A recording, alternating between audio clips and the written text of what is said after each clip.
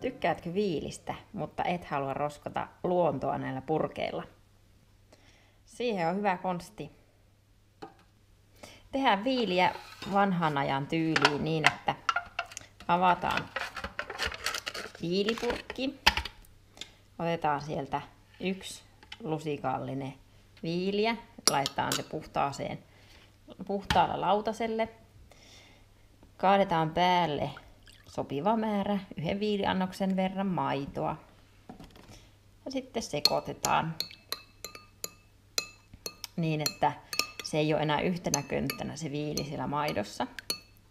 Sittenpä jätetään se viili huoneen lämpöön niin vuorokaudeksi.